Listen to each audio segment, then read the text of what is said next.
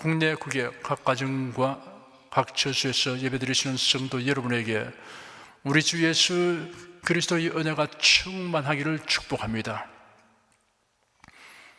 성령께서 우리 각 사람에게 살았고 운동력 있는 말씀의 권능을 풍성하게 체험하게 하여 주시고 예수님을 아는 지식이 더하게 하실 것을 확신합니다.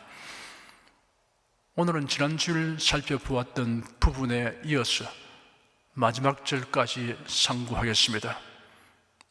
앞의 사건에 연장되는 내용이므로 지난 주일에 살펴본 내용을 상기할 필요가 있습니다. 그러므로 요한복음 21장 전부를 함께 읽겠습니다.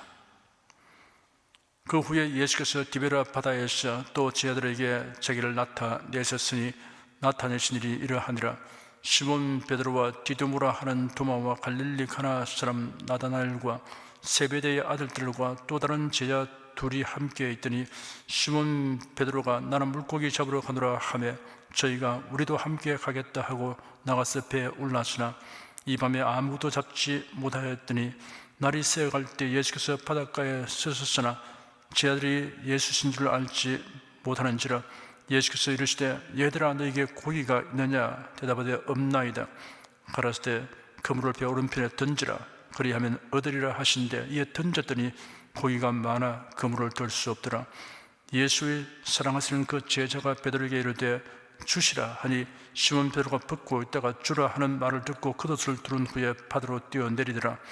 다른 제자들은 육지에서 상거가 불과 한 50간쯤 되므로 작은 배를 타고 고기 든 그물을 끌고 와서 육지에 올라보니 숯불이 있는데 그 위에 생선이 놓였고 떡도 있더라. 예수께서 가라사대 지금 잡은 생선을 좀 가져오라 하신대 시몬 베드로가 올라가서 그물을 육지에 끌어 올리니 가득히 찬 큰 고기가 150마리라 이같이 많으나 그물에 찌지 아니하였더라. 예수께서 가라사대 와서 조만을 먹으라 하시니 제자들이 주신 줄 아는 고로 당신이 누구냐 감히 묻는 자가 없더라. 예수께서 가셔서 떡을 가져다가 저에게 주시고 생선도 그와 같이 하시니라. 이것은 예수께서 죽은 자 가운데서 살아나신 후에 세 번째로 제자들에게 나타나신 것이라.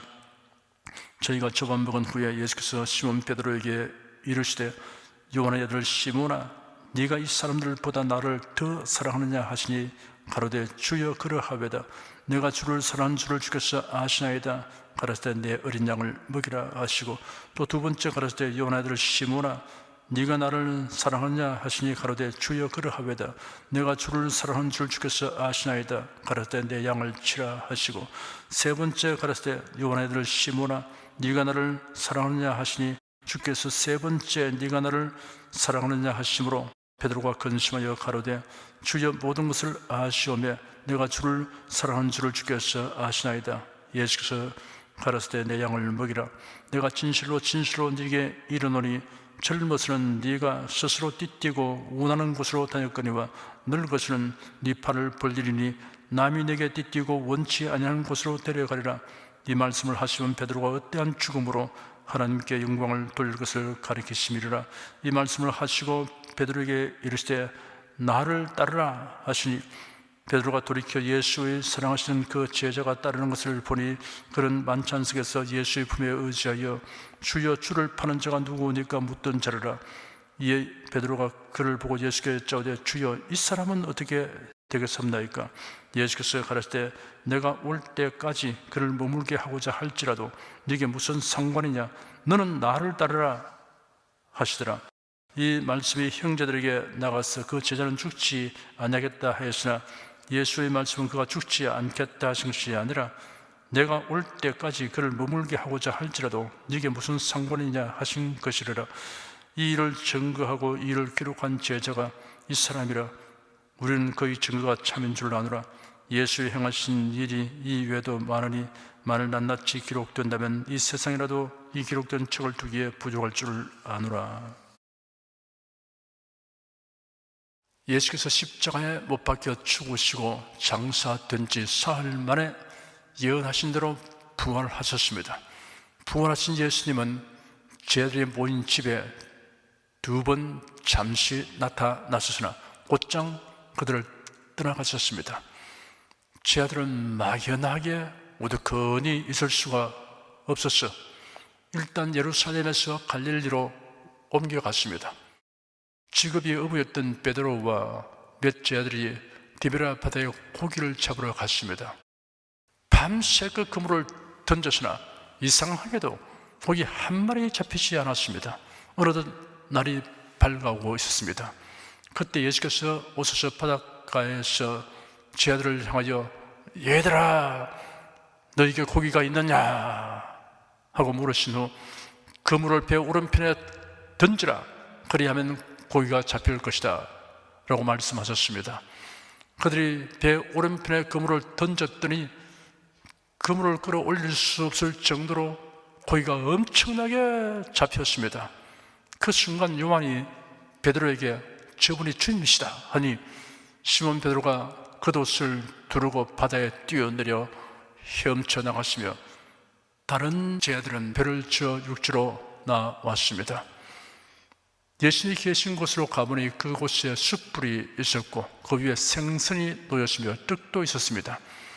예수께서 그들을 향하여 와서 초반을 먹으라 하시고 제자들에게 떡도 집어주시고 생선도 주셨습니다. 그들이 초반을 먹은 후에 예수님의 시선이 시몬 베드로를 향했으며 드디어 입을 여치고 베드로에게 질문하셨습니다. 예수님은 베드로에게 요한의 아들 시몬아 네가 이 사람들을 보다 나를 더 사랑하냐라고 질문했습니다. 베드로가 주님 그러합니다. 내가 주를 사랑하는 줄 주께서 하십니다 하니 내 어린 양을 먹이라 하셨습니다. 예수께서 두 번째 요한의 아들 시몬아 네가 나를 사랑하느냐 하셨습니다. 주님 그러합니다. 내가 주를 사랑하는 줄 주께서 아십니다 하니 내 양을 치라 하셨습니다. 예수께서 세 번째 요한의 아들 시몬아 네가 나를 사랑하느냐 하시니 주께서 세 번째 네가 나를 사랑하느냐 하심으로 베드로가 근심하여 대답하기를 주님 모든 것을 아시오니 내가 주를 사랑하는 줄을 주께서 아십니다 하니 내 양을 먹이라 하셨습니다. 이어서 말씀하시기를 내가 진실로 진실로 네게 이르노니 젊어서는 네가 스스로 띠띠고 원하는 곳으로 다녔거니와 늙어서는 네 팔을 벌리리니 남이 내게 띠띠고 원치 아니하는 곳으로 데려가리라. 이 말씀을 하시면 베드로가 어떠한 죽음으로 하나님께 영광을 돌릴 것을 가리키심이라. 이 말씀을 하시고 베드로에게 이르시되 나를 따르라 하였습니다. 예수님과 베드로가 주거니 받거니 대화하는 말을 유심히 듣고 있던 제자들은 나를 따르라 하시는 주님의 음성을 듣고 예수께서 처음 자신들을 택하여 부르실 때를 연상하게 되었을 것입니다. 베드로와 안드레 형제가 바다에서 그물 던지고 있을 때 예수께서 나를 따르라 하셨습니다. 요한과 야고보 형제가 그 아버지 세베대와 함께 바닷가에서 그물을 깁고 있을 때 예수께서 나를 따르라 하셨습니다. 세리마태가 세관에서 일을 보고 있을 때 예수께서 나를 따르라 하셨습니다. 지금 예수께서 나를 따르라 하신 말씀은 비단 베드로에게 한정하여 하신 말씀이 아닙니다. 예수는 제자들을 새로운 출발점에 세워주신 것입니다. 이전의 경험에 의한 실패의식은 다 내버리고 자 이제 새 출발이다 새롭게 시작하라 하신 것입니다. 매우 중요한 임무를 수행하다가 실수나 실패를 하여 낭패를 보게 되었을 때 임무를 부여한 분으로부터 용서와 동시에 다시 시작할 수 있는 기회를 얻게 된 사람의 기쁨은 매우 클 것입니다. 중대한 시험을 치르는 중에 답안지 작성에 실수를 하여 낭패를 보게 되었을 때 다시 시험 치를 기회를 얻게 된 학생 역시 그러할 것입니다. 예수는 회개하는 자를 용서하시고 새롭게 시작하도록 하여 주십니다. 회개할 마음은 귀중한 마음입니다. 회개할 기회 역시 귀중한 기회입니다. 회개할 마음이 있을 때가 회개할 기회입니다. 대인관계에서도 손실이나 고통을 준 상대에게 잘못을 시인하고 용서를 얻어내도록 해야 합니다. 사람은 용서한 후에도 그 일을 말끔히 다 잊어버리지는 못하는 경향이 있습니다. 망각의 늪에 던져버리고 기억조차 할 수 없는 상태가 될 수 없습니다. 하나님께서는 죄를 회개하는 자에게 다음과 같이 말씀하셨습니다. 이사야 1장 18절에 여호와께서 말씀하시되 오라 우리가 서로 변론하자. 너희 죄가 주홍 같을지라도 눈과 같이 희어질 것이요 지둥같이 붉을지라도 양털같이 되리라 하였습니다. 강렬하게 붉은 색채와 눈부시록 흰 색채로 시각적인 대비를 하도록 표현하였습니다. 이사야 38장 17절에 주께서 나의 영혼을 사랑하사 멸망의 구덩이에서 건지셨고 나의 모든 죄는 주의 등 뒤에 던지셨나이다 하였습니다. 앞에 던진 것은 보이지만 등 뒤에 던진 것은 보이지 않습니다. 관심을 갖지 않으시다는 뜻입니다. 다시 문제 삼지 않는다는 뜻입니다. 미가서 7장 19절에 다시 우리를 긍휼히 여기셔서 우리의 죄악을 발로 밟으시고 우리의 모든 죄를 깊은 바다에 던지시리다 하였습니다. 냇물에 던진 것은 보입니다. 강물에 던진 것은 건져낼 수 있습니다. 그러나 깊은 바다에 던진 것은 다시 찾을 수 없습니다. 그냥 바다라고 하지 않고 깊은 바다라고 하였습니다. 동태평양의 필리핀 해구에는 세계에서 가장 깊은 해연들이 있습니다. 깊이 1만 400m인 엠덴 해연과 1만 497m인 케이프 존슨 해연입니다. 이런 깊은 바다에 던진 것은 보이지도 않고 건져낼 수도 없습니다. 시편 103편 12절에 동이 새서 먼 것 같이 우리 죄가를 우리에게서 멀리 옮기셨으며 하였습니다. 남으로 가든지 북으로 가든지 하면 최종 지점인 극지점에 다다릅니다. 동과 서는 거기에 없습니다. 동과 서는 갈수록 멀어집니다. 하나님은 예수를 믿는 자의 죄를 다시는 만날 수 없도록 옮겨버립니다. 예레미야 31장 34절에 내가 그들의 죄악을 사하고 다시는 그 죄를 기억지 아니하리라 여호와의 말이니라 하였습니다. 예수 그리스도를 믿어서 죄사함 받았음에도 불구하고 과거에 지은 죄를 상기하여 죄책감으로 괴로워하는 이들이 있습니다. 이런 사람은 내가 너희 죄를 사하고 다시는 기억지 아니하시리라 하신 말씀을 확신하시기 바랍니다. 그리한 후 예수 그리스도의 구속의 은혜에 의해서 철저하게 죄사함 받은 것을 믿어야 합니다. 회개하고 주님의 용서를 받아들이며 새로운 시작을 해야 합니다. 주님께서는 한결같은 태도와 음성으로 오직 사랑에 대해서만 연속하여 3번이나 질문했습니다. 베드로가 동일한 질문으로 인해 근심할 정도로 주님은 네가 나를 사랑하느냐는 질문을 계속했습니다. 주님은 이 질문이 첫째로 중요하고 둘째로도 중요하고 셋째로도 중요하며 이 질문의 모든 것이 관련되었음을 강조하려는 듯이 거듭거듭 질문하셨습니다.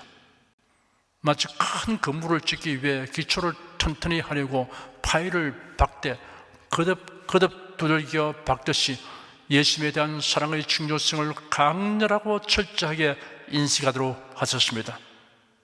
주님은 다른 문제는 관심이 없는 것 같았습니다. 오히려 네가 나를 사랑하느냐는 이 한 질문에 다른 모든 것들의 초점을 맞추신 것 같았습니다. 그렇습니다. 우리에게 가장 필수적이고 우선적인 것은 예수님에 대한 사랑입니다. 주 예수 그리스도를 향한 사랑의 정도와 깊이는 우리의 삶의 내용과 질을 결정짓습니다. 성도 여러분, 주 예수 그리스도를 사랑하시는 사랑을 표현해야 합니다. 주님에 대한 사랑을 입으로 고백하십시오. 예수는 베드로에게 네가 나를 사랑하냐고 물으심으로 베드로의 입으로 내가 주를 사랑합니다 라고 고백하게 하셨습니다. 사랑은 고백함으로 그 생명력을 나타내고 빛이 드러납니다. 술진 베드로는 사람들 앞에서 예수를 모른다고 부인했습니다. 물론 그때의 상황이 그를 너무나 두렵게 했기 때문에 마음에 없는 말을 하고 말았지만 그래도 예수의 면전에서 주를 모른다고 부인했습니다. 그런데 예수님은 이러한 베드로에게 내가 주님을 사랑합니다 라고 3번이나 고백할 수 있게 하셨으니 얼마나 큰 사랑이 은혜인지 형언할 길 없습니다. 예수를 향한 사랑의 고백을 하게 함으로써 그 마음의 상처를 씻어내고 새롭게 시작하도록 도우셨던 것입니다. 성도 여러분, 비록 우리가 연약하여 그렇게 하게 되는 일이 있더라도 주님은 우리를 용납하시기를 기뻐하십니다. 입을 열어 내가 주님을 사랑합니다 라고 고백하십시오. 주님은 우리가 다 진토임을 아시며 마음은 원해로 돼 육신이 연약함을 아십니다. 베드로의 고백은 적절합니다. 주님, 그러합니다. 내가 주님을 사랑한 줄 주께서 아십니다 하였습니다.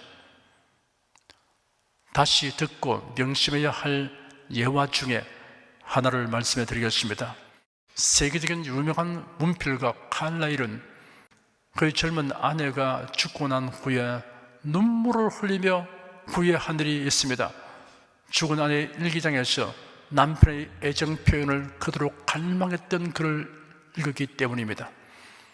남편을 너무나 헌신적으로 사랑했던 그의 아내를 칼날 자신도 무척 사랑했지만 성격상 과무하고 무뚝뚝하여 애정 표현을 하지 못했던 것입니다. 사실은 내가 아내를 그토록 사랑했는데 아내는 그것을 모르고 가버리고 말았구나. 하늘에서나 소용없는 일이 되고 말았던 것입니다. 부부간의 사랑의 고백은 아무리 자주 말해도 과도하지 않습니다. 평소에 말하지 않다가 어느 날 갑자기 말하려고 하면 매우 어색한 느낌을 가지게 될 것입니다. 젊을 때 입이 게을러서 사랑의 고백을 하지 않다가 다 늙어서 말하려면 주책바가지란 말을 들을까 봐 두려울 것입니다. 그래도 말해야 합니다. 늦었다는 생각이 오히려 곧 시작하라는 신호입니다. 우리 주 예수 그리스도께서 보잘것없는 인생들로부터 사랑의 고백을 듣기 원하시니 참으로 놀랍고 기쁘고 감격스러운 일입니다. 주 예수님 사랑합니다 라는 고백으로 하루를 시작하고 저녁 잠자리에 드는 습관은 바람직합니다. 주님을 향한 사랑을 찬송으로 나타내십시오. 찬송 부르면 주님을 향하여 사랑을 고백하는 훌륭한 방법입니다. 이사야서 43장 21절에 이 백성은 내가 나를 위하여 지어나니 나의 찬송을 부르게 하려 함이니라 하였습니다.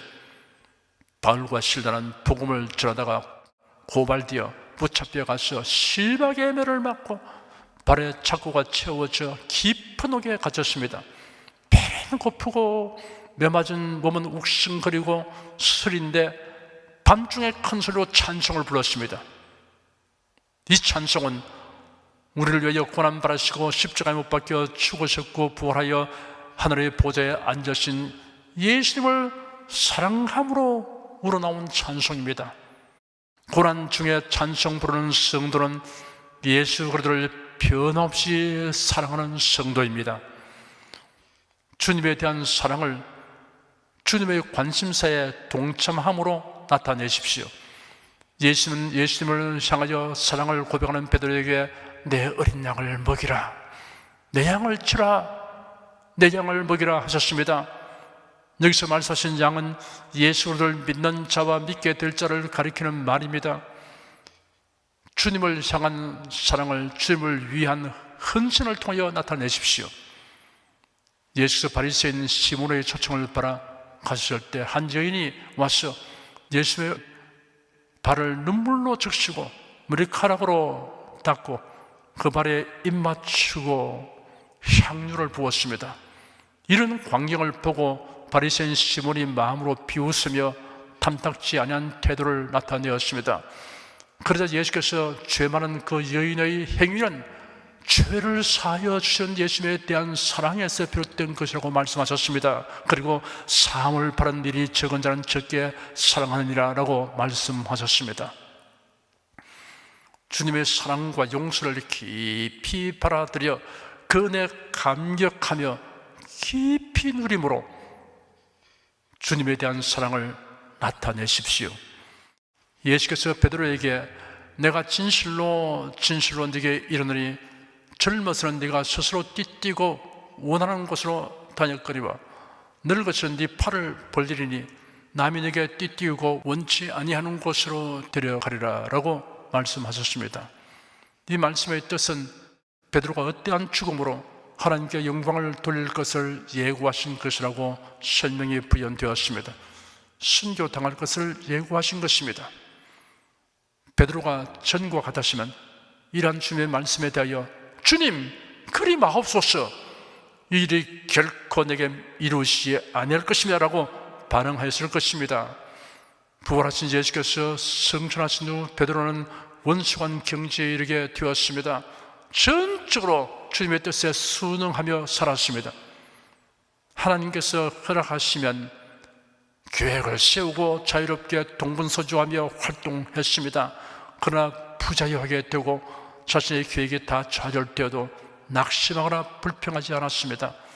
우리도 원수한 경지에 이르러야 합니다. 자기의 원대로 범사가 순조롭게 진행될 때 당연히 기뻐하고 하나님께 감사해야 합니다. 그러나 자신의 원대로 되지 아니할 때도 하나님의 인도와 섭리에 순응하며 감사해야 합니다. 주님을 사랑하는 사람은 이렇게 살아갈 수 있습니다. 하나님의 인도와 결정을 순순히 받아들이면 무슨 일을 만나든지 하나님께 영광을 돌리는 일이 되게 하여 주십니다. 이 말씀을 하시고 예수께서 베드로에게 나를 따르라 하시니 베드로가 요한에 관하여 예수님에게 질문하기를 주님 이 사람은 어떻게 되겠습니까? 하니 예수께서 말씀하시기를 내가 올 때까지 그를 머물게 하고자 할지라도 네게 무슨 상관이냐, 너는 나를 따르라 하셨습니다. 요한복음은 요한이 기록한 것인데 자기를 가리켜 예수의 사랑하시는 제자라고 하였고, 그는 만찬석에서 예수의 품에 의지하여 주님을 팔아넘길 자가 누구입니까? 라고 묻던 사람이다 라고 설명하였습니다. 예수께서 말씀하시기를 내가 올 때까지 그를 머물게 하고자 할지라도 네게 무슨 상관이냐, 너는 나를 따르라 하였습니다. 본문의 23절에는 이 말씀이 형제들에게 나가서 그 자는 죽지 아니하겠다 하였으나 예수의 말씀은 그가 죽지 않겠다 하신 것이 아니라 내가 올 때까지 그를 머물게 하고자 할지라도 네게 무슨 상관이냐 하신 것이라 라고 기록되었습니다. 다른 사람의 일에 대하여 상상하고 추측하는 것은 자유이지만 그것을 발설하는 것은 다른 문제입니다. 발설한 것이 당사자에게 불명예가 되지 않고 오히려 듣는 사람에게 좋은 인상을 주게 된다면 문제될 것 없습니다. 그 반대일 경우 어떤 말은 심각한 피해를 입히게 됩니다. 그 추측이 사실과 다를 때 그것은 악성 루머가 됩니다. 악성 루머를 퍼뜨리는 것은 죄악입니다. 내가 올 때까지 그를 머무게 하고자 할지라도 네게 무슨 상관이냐, 너는 나를 따르라 라고 예수께서 말씀하셨습니다. 요한은 어떻게 될 것인가 라는 호기심을 갖기보다 자신이 주님의 뜻을 따르는 일에 전념하라는 뜻입니다. 그것으로 덧붙여 말씀드릴 것은 예수는 그의 앞에 모인 제자들을 향하여 너희가 나를 사랑하냐라고 묻지 않으시고 요한의 아들 시몬아 네가 나를 사랑하냐라고 질문하시다는 사실의 의미입니다. 주님은 각 사람에게 네가 나를 사랑하냐라고 물으십니다. 주님은 한 사람 한 사람을 사랑하실 뿐 아니라 한 사람 한 사람의 주님을 향한 사랑의 고백을 듣기 원하십니다.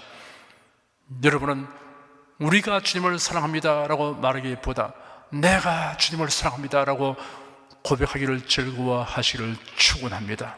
기도하겠습니다.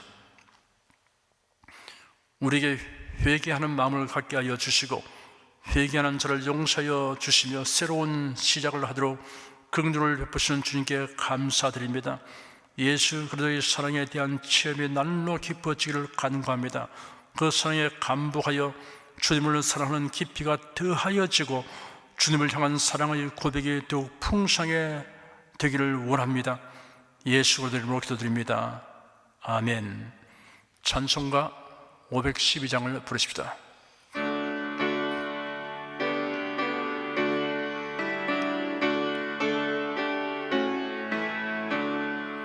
내 주 되신 주를 참 사랑하고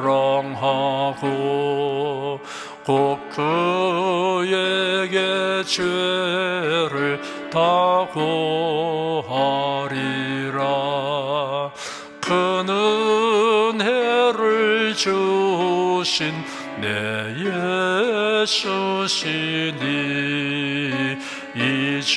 이전보다 더욱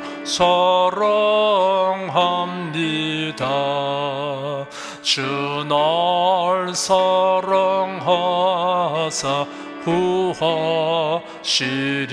구하시려고 저 십자가 고난 당하셨도다.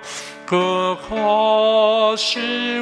가시관서신 내 주 배오니 이전보다 더욱 사랑합니다. 내 평생에 힘쓸 그 큰 의무는 주 예수의 덕을 늘 기리다가 숨 쉴 때에라도 내 할 말씀이 이전보다 더욱 사랑합니다. 건정광의 구주 날 사랑하사 그 풍성한 은혜 더하시리니 금열유관 서고 널 찬송할 말 이전보다 더욱 사랑합니다. 여러분 중에 그리스도인이 아니었으나 지금 하나님의 나라의 백성이 되고 하나님의 자녀가 되기를 원하시는 분이나 지난날 교회에 다녔으나 그동안 신앙생활을 하지 아니하신 분은 지금 저를 따라서 신앙 고백 기도를 하시기 바랍니다. 성도 여러분은 자신의 신앙을 견고히 하기 위해서 함께 기도하시기 바랍니다. 하나님 아버지, 저를 불러주시니 감사합니다. 예수께서 십자가에 못 박혀 죽으시고 죽음에서 부활하심으로 저희 모든 죄를 사하여 주시고 저를 구원해 주시니 감사합니다. 예수님은 나의 구세주이시며 하나님이시며 주님이심을 믿고 고백합니다. 하나님을 변함없이 경외하고 사랑하고 의지하며 살겠습니다. 힘써 복음을 전하며 살겠습니다. 예수님 이름으로 기도드립니다. 아멘. 여러분 가슴에 손을 얹으십시오. 우리 기도를 응답하시는 하나님을 앙망하시기 바랍니다. 병약한 분들은 나쁜데 믿음의 손을 얹으십시오. 주 성령께서 우리 가운데 임하여 계십니다. 예수의 사랑과 능력과 대속의 은혜로서 우리를 치료하여 주십니다. 성령의 나타남과 능력으로 표적과 기사를 베풀어 주십니다. 나는 너를 치료하는 여호와임이라. 예수께서 가르치시며 천국 복음을 전파하시며 모든 병과 모든 약한 것을 고치시니라. 너희 중에 병든 자가 있느냐 위하여 기도할지니라. 믿음의 기도는 병든 자를 구원하리니 주께서 저를 일으키시리라. 병 낫기를 위하여 서로 기도하라. 이러한 성경 말씀에 의거하여 우리가 하나님께 신주를 간구하오니 응답하여 주시옵소서. 너희가 어찌 뭘하면 구하지 않기 때문이라고 말씀하셨으므로 기도하는 담력과 즐거움을 주니 감사합니다. 믿는 자들에게 이런 표적이 따르리니 병든 자에게 손을 얹으면 나으리라 하신 약속을 조차 지금 연약하고 병든 곳에 손을 얹고 간구하는 모든 성도들에게 하나님의 권능이 임하여 낫게 하여 주시옵소서. 병들어 고통하는 친족과 교우들을 위하여 기도하오니 불쌍히 여기시고 치료하여 주시옵소서. 모든 병과 모든 약한 것을 고치신 예수님께 간구합니다. 상한 몸, 병든 몸을 고쳐 주시옵소서. 뇌, 구강, 혀, 척수, 갑상선, 임파선, 뼈, 골수, 인대, 관절, 디스크, 근육, 신경, 혈액, 혈관, 피부를 고쳐 주시옵소서. 시각기관, 청각기관, 심장, 호흡기, 소화기, 비뇨기의 기능이 완전하게 하여 주시옵소서. 예수 그리스도의 이름으로 명한다. 병만은 물러가라. 통증과 염증은 날짜다. 암과 종양은 소멸될자다. 각종 장애는 치유될자다. 예수의 이름으로 명하노라. 지금 낫게 될자다. 순식간에 나을자다. 모든 병과 모든 약함은 치유될자다. 병약의 식은 제거되고 건강의 식으로 충만하게 될자다. 신주의 능력이 몸과 마음에 계속 머물러 있게 하여 주시옵소서. 몸과 마음이 마치 유황가에서 나온 송아지처럼 독수리가 날개치며 올라감같이 활기차게 하여 주시옵소서. 생활에 당하는 풍파는 고요하고 잠잠하게 하여 주시옵소서. 모든 일이 항상 모든 것이 능력하여 드리고 베푸는 일을 풍성하게 행하도록 하여 주시옵소서. 슬픈 일을 당한 성도들에게 주님께서 손 내밀어 붙들어 주시고 주님의 음성을 들려주시옵소서. 슬픔보다 더 큰 위로가 임하여 속히 극복하게 하여 주시옵소서. 가정이 평안하고 가족이 모두 독신한 신앙을 가지게 하여 주시옵소서. 탁월한 지혜와 명철을 주셔서 모든 일을 바르게 분별하고 판단하며 선택을 주게 하여 주시옵소서. 어제나 오늘이나 동일하신 예수께서 지금도 우리를 용서하시고 치료하시며 위로하여 주니 감사합니다. 예수 그리스도 이름으로 기도드립니다. 아멘. 내 믿음대로 될지어다. 기쁘고 감사한 마음으로 예물을 드리십시다. 천지 만물을 창조하시고 주관하시는 거룩하신 하나님 아버지, 지난 한 주간 우리를 주님의 돌보시는 은혜 가운데 살게 하시고 오늘 거룩한 주의 날에 성도들이 모여 신령과 진정의 예배를 드리게 하여 주시니 감사합니다. 이 시간 설교를 통하여 은혜와 진리의 말씀을 듣고 깨닫게 하시니 감사드립니다. 우리가 주님의 말씀대로 행하며 살기 원하오니 권능의 손길로 도와주시옵소서. 주님께서 베풀어 주시는 은혜에 감사하며 정성껏 예물을 드리오니 기쁘게 받아 주시옵소서. 우리 주 예수 그리스도 이름으로 기도드립니다. 아멘.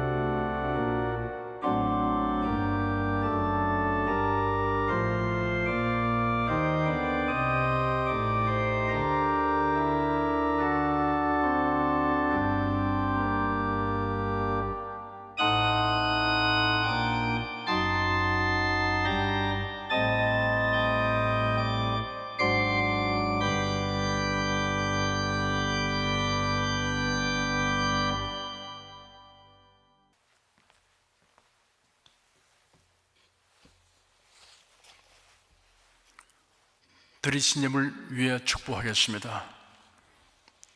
하나님께 감사헌금 11조, 건축금, 선교헌금 1,000교회 설립헌금을 드렸습니다. 향기로운 예물로 연락해 주시고 우리 성도들의 모든 생활을 윤택하게 하여 주시옵소서. 예수 그리스도 이름으로 축복하며 기도드립니다. 아멘. 교회 소식 말씀해 드리겠습니다. 다음 주일은 예수님의 부활을 기념하고 감사드리는 부활주일입니다. 부활이요 생명이신 예수 그리스도를 향한 믿음과 사랑과 감사의 예물을 정성껏 준비하여 하나님께 드리시기 바랍니다. 성령 부르겠습니다.